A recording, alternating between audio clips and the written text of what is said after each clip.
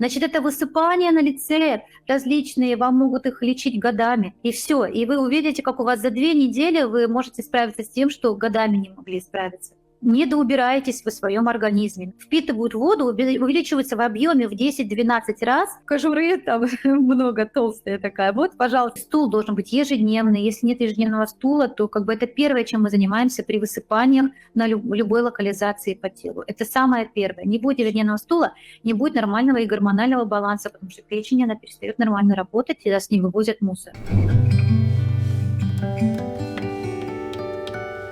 Почему, говорится, нерастворимые углеводы? Это целлюлоза. Мы ее, в принципе, расщепить не можем, но она нам очень нужна, потому что она, когда идет по кишечнику, она стимулирует клетки, стенки кишечника на то, чтобы он сокращался.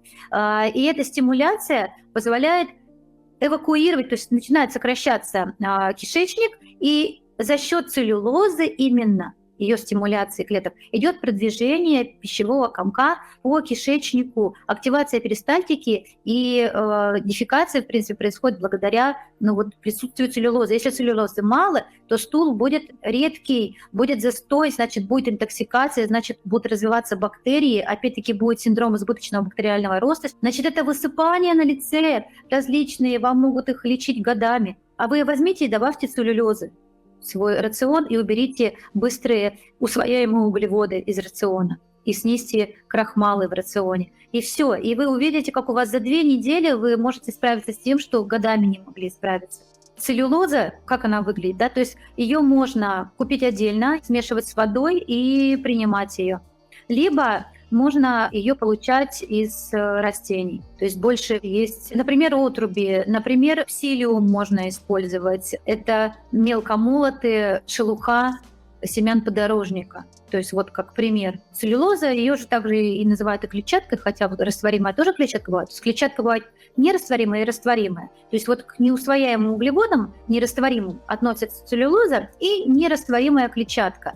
То есть и отруби туда же идут, хорошо очищенные и правильно, если они хранились там без всяких грибков.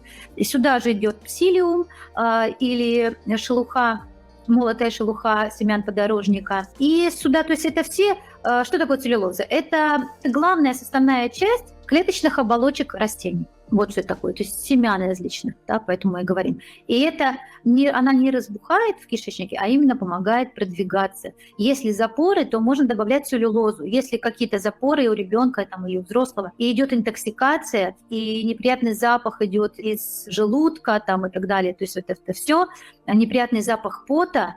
Если идет эстроген-доминирование, если есть высыпание на лице или на теле, особенно в районе спины высыпания, особенно высыпание в районе лимфатических узлов, то всегда это говорит о том, что недоубираетесь вы в своем организме. Надо добавить горячей воды, надо добавить лимфу, прыжки, лимфу активировать прыжками, там, какими угодно, там, да, и добавить нерастворимую, неусвояемые углеводы в виде целлюлозы, псилиума или dietary fiber целлюлоз, есть такие препараты, либо хотя бы отруби, то есть что-то из этого добавить. Не надо вводить при запоре растворимые углеводы, не надо вводить пектины, не надо вводить растворимую клетчатку. Они только еще больше, они упадут на этот затор.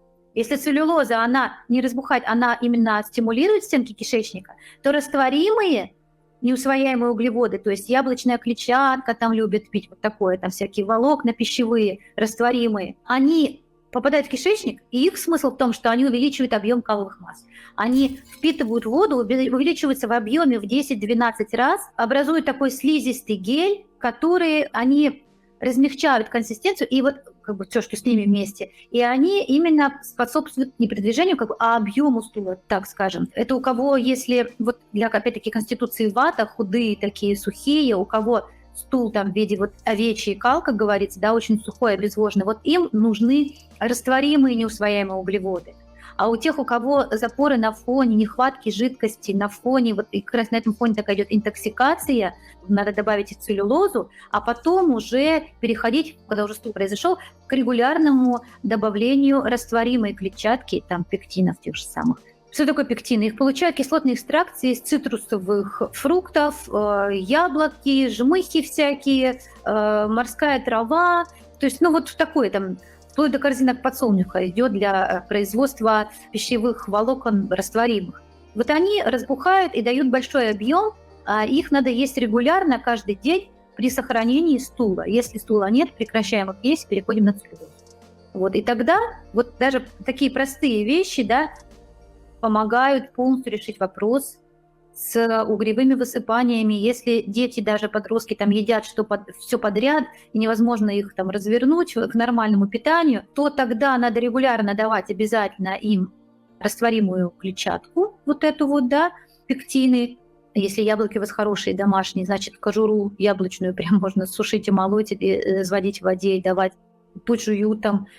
Ну, столько кожуры не нажуешь, то есть надо, чтобы яблоки были как раньше, маленькие, кислые, твердые, и практически они состоят из растворимой неусвояемых углеводов. То есть кожуры там много, толстая такая. Вот, пожалуйста, они такие хорошо работают. Либо покупать вот как раз яблочную клетчатку можно. Оболочки есть надо, фруктов и овощей. В день тогда надо давать при угревых высыпаниях порядка 25-35 грамм клетчатки в день, иногда до 50 грамм клетчатки в день, вот такой вот по типу пектина, то есть растворимой неусвояемой клетчатки.